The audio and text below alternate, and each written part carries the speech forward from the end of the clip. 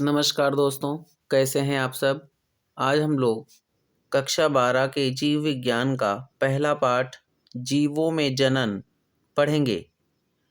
इस लेसन को हम लोग छोटे छोटे भाग में पढ़ेंगे। जीवों में जनन इस पाठ के अंतर्गत हम लोग पढ़ेंगे कि पृथ्वी पर उपस्थित जीवों में जनन कैसे होता है। यह समस्त जीवधारी जनन कैसे करते हैं, उनमें जनन की कौन कौन सी प्रक्रियाएं होती हैं, इसके बारे में हम लोग इस लेसन में पढ़ेंगे। प्रत्येक जीवधारी का अपना अपना जीवन काल होता है। प्रत्येक जीव अलग अलग जीवन काल पूर्ण करता है। जैसे कछुआ का जीवन काल 100 से 150 वर्ष, फल मक्खी का जीवन काल 30 दिन, गाय का जीवन काल 20 से 25 वर्ष, तोता का जीवन काल 140 वर्ष, मनुष्य का जीवन काल 70 से 75 वर्ष, कौवा का जीवन काल 15 वर्ष, धान का जीवन काल 3 से 4 माह तथा बरगद का जीवन काल 200 वर्ष का होता है। बच्चों, जीवन काल में थोड़ा बहुत अंतर आ सकता है, क्योंकि प्रत्येक जीवों की अपनी अलग अलग कई प्रकार की स्पीसीज पाई जाती हैं और प्रत्येक स्पीसीज की अपनी अलग अलग जीवन काल होता है। तो इसलिए यहाँ जीवन काल में कुछ अंतर आ सकता है। कुछ किताबों में अलग दिया होगा, कुछ किताबों में अलग दिया होगा, तो वो किसी अलग जाति का जीवन काल लिखा होगा। तो प्रत्येक जीवों का अपना अपना अलग अलग जीवन काल होता है। तो जीवन काल किसे कहते हैं? जीवन काल, लाइफ स्पैन, किसी भी जीवधारी के, किसी जीव के जन्म से, किसी जीव के जन्म से लेकर उसकी प्राकृतिक मृत्यु,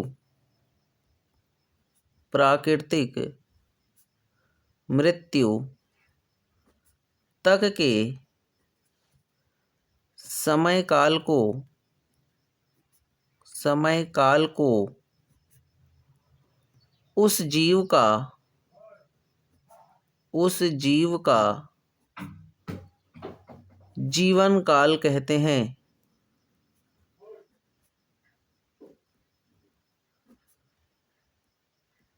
जीवन काल कहते हैं।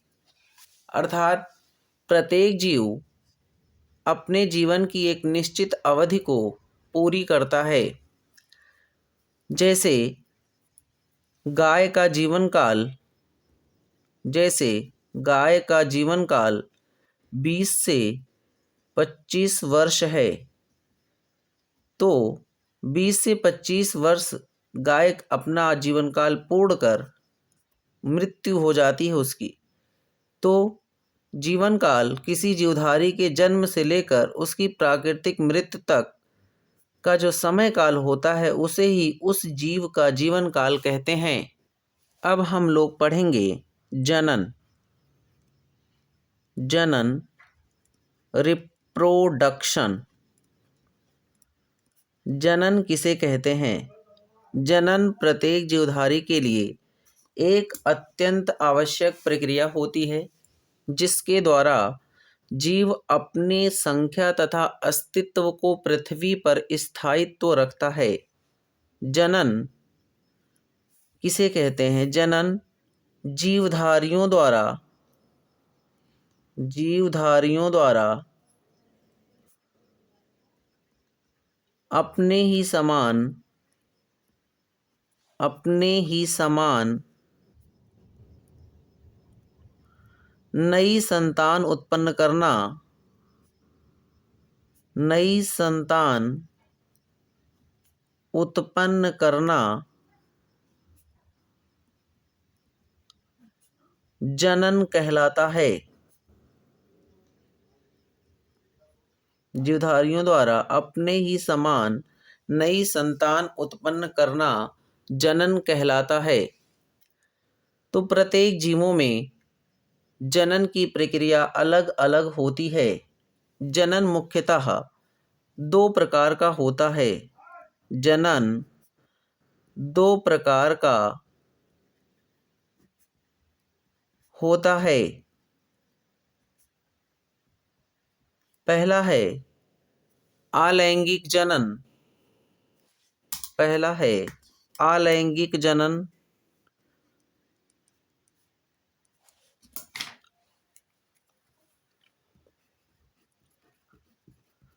अलैंगिक जनन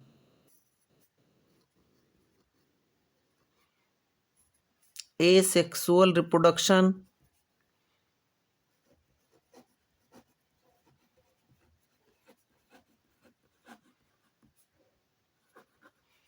तथा दूसरा है सेक्सुअल रिप्रोडक्शन।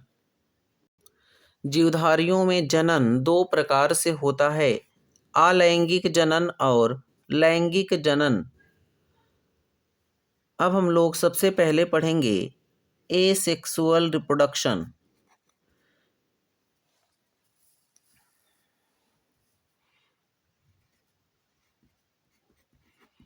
Asexual reproduction. अलैंगिक जनन किसे कहते हैं? अलैंगिक जनन। अलैंगिक जनन सबसे पहले हम लोग देखेंगे कि अलैंगिक जनन किसमें किसमें होता है, किन जीवों में अलैंगिक जनन पाया जाता है। अलैंगिक जनन समस्त एक कोशिकीय जीवों में पाया जाता है। समस्त एक कोशिकीय जीवों में, समस्त एक कोशिकीय जीवों में अलैंगिक जनन पाया जाता है। जैसे मोनेरा, जैसे मोनेरा, मोनेरा के अंतर्गत जीवाणु नील हरित शैवाल,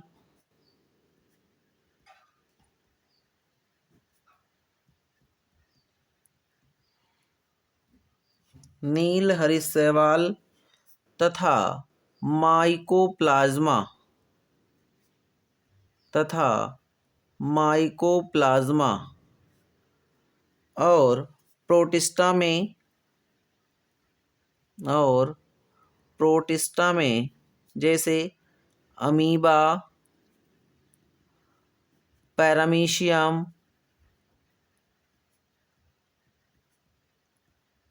यूग्लिना आदि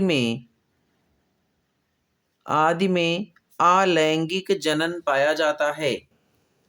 बच्चों, अलैंगिक जनन को एकल जीव जनन भी कहते हैं। एकल जीव जनन भी कहते हैं।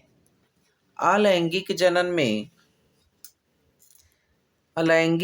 में लैंगिक अंग की आवश्यकता नहीं होती है। इसमें लैंगिक अंग की आवश्यकता नहीं होती है।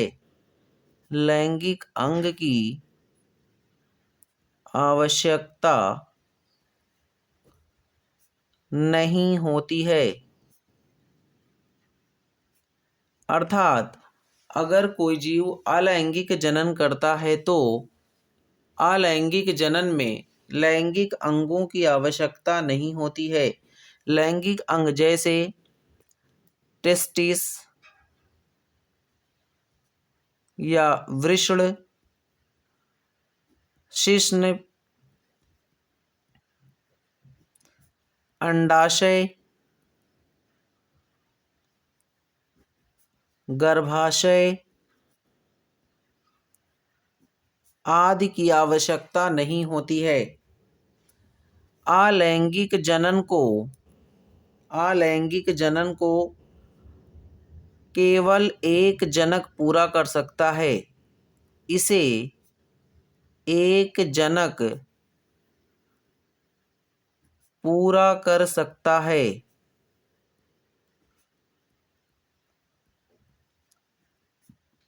अर्थात अलैंगिक जनन में विपरीत जनकों नर व मादा की आवश्यकता नहीं होती है।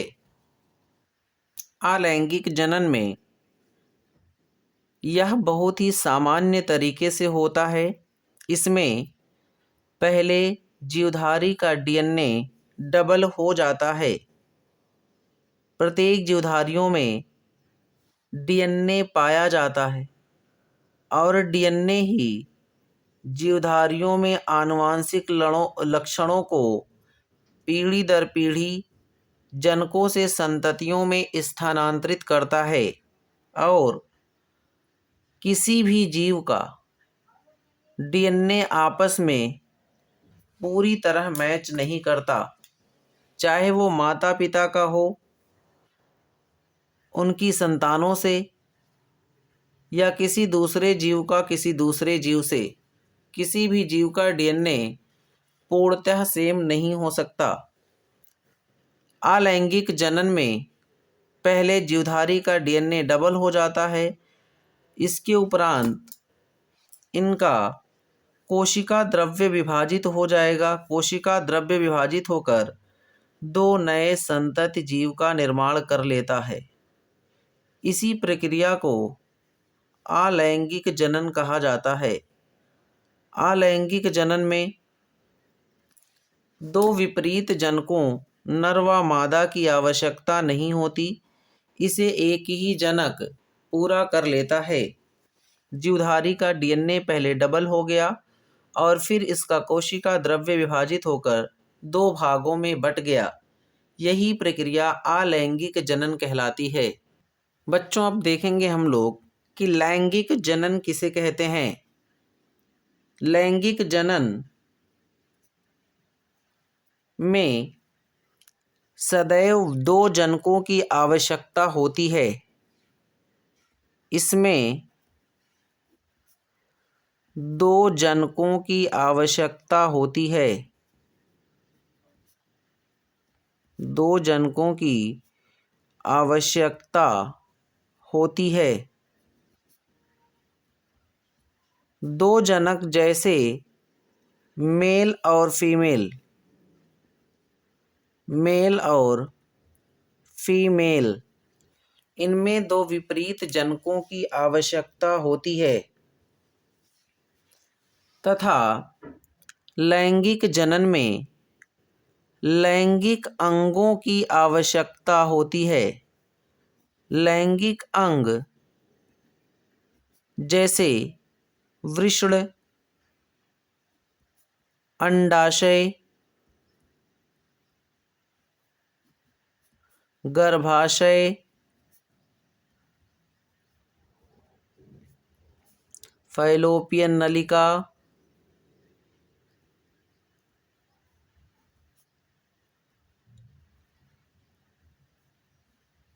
शिश्न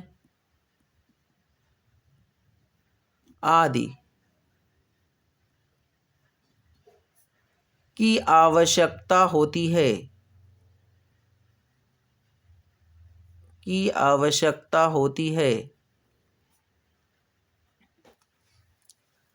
लैंगिक जनन उच्च कोटि के जीवों में पाया जाता है। लैंगिक जनन जैसे पौधे, जंतु, कवक, पौधे, जंतु आदि में पाया जाता है। लैंगिक जनन में एक मेल होता है। जैसा कि आपको बताया गया कि लैंगिक जनन में दो विपरीत जनकों मेल और फीमेल की आवश्यकता होती है। मेल का लैंगिक अंग उसका टेस्टिस या वृषण होता है तथा फीमेल का उसका लैंगिक अंग ओवरी या अंडाशय होता है। नर के वृषण में जनन कोशिका पाई जाती है। इन कोशिकाओं में अर्धसूत्री विभाजन होता है। इन कोशिकाओं में अर्धसूत्री विभाजन होता है। अर्धसूत्री विभाजन के द्वारा इन कोशिकाओं में युग्मकों का निर्माण होता है। नर के वृषण में नर युग्मक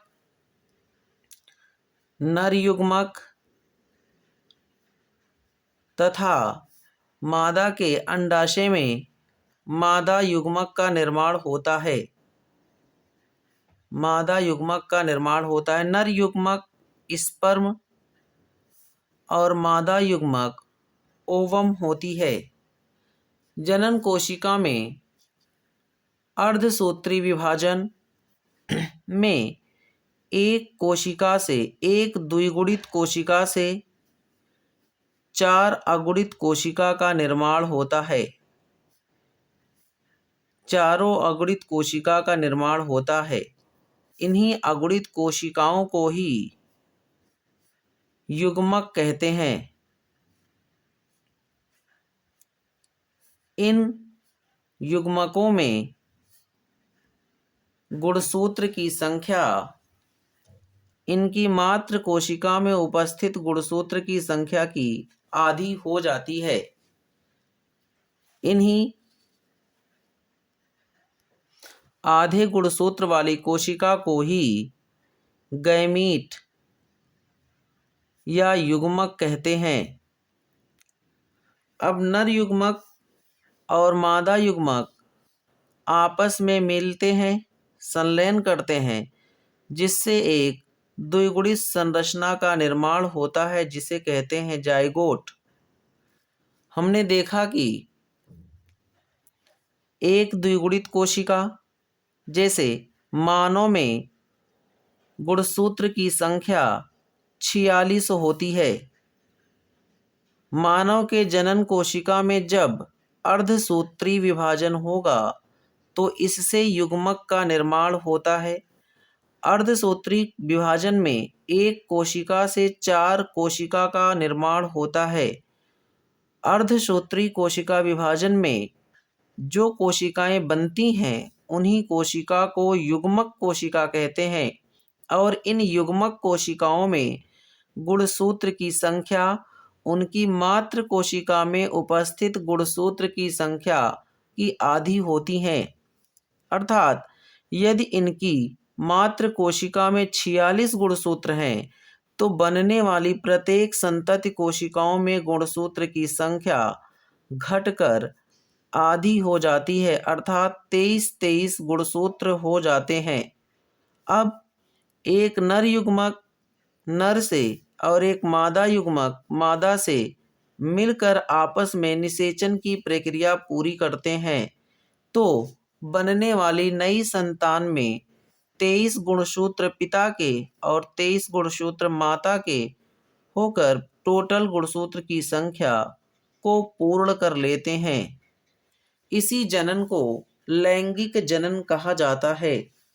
लैंगिक जनन में जो संतान पैदा होती है उसमें माता और पिता दोनों के लक्षण पाए जाते हैं, अर्थात संतान में माता और पिता के मिश्रित लक्षण होते हैं।